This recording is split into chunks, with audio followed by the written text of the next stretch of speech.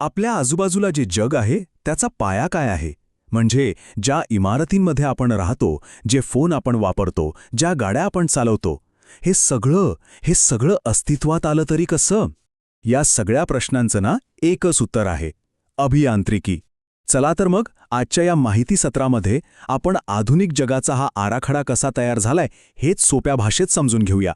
जरा विचार करा, एक प्रचंड उंच इमारत, आपल्या खिशातला छोटासा स्मार्टफोन आणि कोणाचं तरी आयुष्य वाचवणारं एक कृत्रिम हृदय. या तिन्ही गोष्टींमध्ये कितीही वेगवेगळ्या असल्या तरी एक समान धागा आहे. तो काय असेल बरं? याचं उत्तर ना 3 शब्दांमध्ये दडलंय. त्यातला पहिला शब्द आहे डिझाईन. प्रत्येक महान गोष्टीची सुरुवात एका कल्पनेतून होते, एका अचूक आराखड्यातून होते. मग येतो दुसरा शब्द, निर्मिती. म्हणजे कागदावरच्या त्या आराखड्याला प्रत्यक्षात आणणं, त्याला एक भौतिक रूप देण्याची प्रक्रिया. आणि तिसरा, जो तितकाच महत्वाचा आहे, तो शब्द म्हणजे विश्लेषण.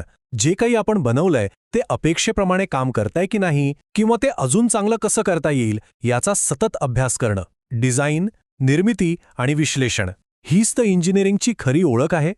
तर मग या तिन्ही गोष्टींना एकत्र आणणारी नेमकी व्याख्या काय असू शकते? चला पाहूया.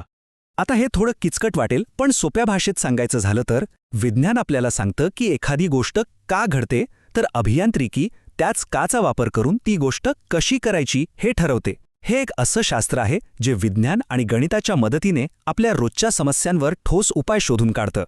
हे क्षेत्र इतकं मोठं आहे की त्याला मुख्यत्वे 6 मोठ्या भागांमध्ये विभागलं जातं. आपण आता या प्रत्येक भागातून एक छोटासा प्रवास करणार आहोत, ज्यामुळे आपल्याला या क्षेत्राची विशालता लक्षात येईल.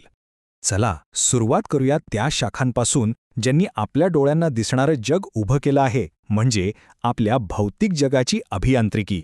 या 3 शाखा म्हणजे जणू काही आपल्या आधुनिक जीवनाचे स्तंभच आहेत. बघा ना, आपल्या सभोवतालची धरणं, पूल, रस्ते हे सगळं सिव्हिल इंजिनिअरिंगची देणगी आहे. गाड्या, विमानं, कारखान्यांमधली मोठमोठी यंत्र ही मेकॅनिकल इंजिनिअरिंगमुळे चालतात. आणि आपण जे पेट्रोल वापरतो, जी औषधं घेतो किंवा सौंदर्यप्रसाधनं वापरतो, ती सगळी केमिकल इंजिनिअरिंगच्या प्रक्रियेतून तयार होतात. आणि गंमत म्हणजे प्रत्येक शाखेत अनेक उपशाखा आहेत. फक्त एक उदाहरण घेऊया.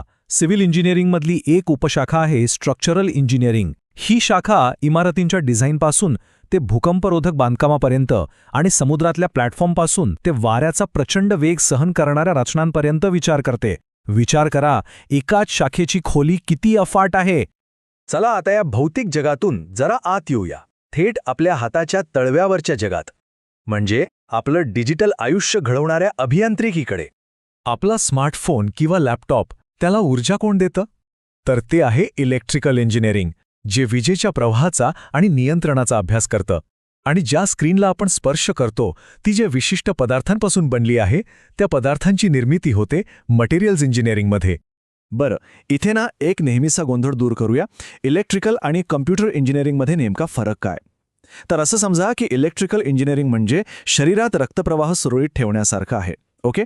आणि कम्प्युटर इंजिनिअरिंग म्हणजे त्याच रक्ताचा वापर करून विचार करणाऱ्या मेंदूची रचना करणं. म्हणजे एक शक्ती पुरवतं आणि दुसरं त्या शक्तीचा वापर करून प्रक्रिया करतं. सोपं आहे नाही का? तर आपण बाहेरच्या जगातून डिजिटल जगात आलो. आता अजून आत जाऊया, थेट मानवी शरीरात.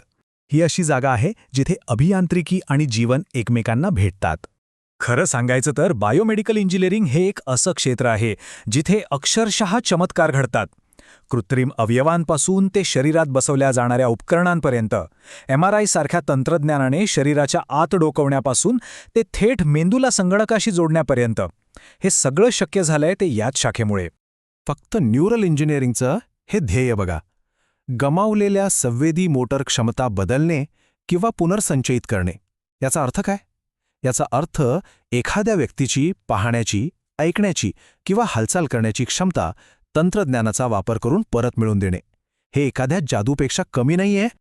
आतापर्यंत आपण वेगवेगळ्या शाखा पाहिल्या, पण खरं सांगायचं तर इंजिनिअरिंगचं भविष्य या शाखांना वेगळं ठेवण्यात नाही, तर त्यांना एकत्र आणण्यात आहे.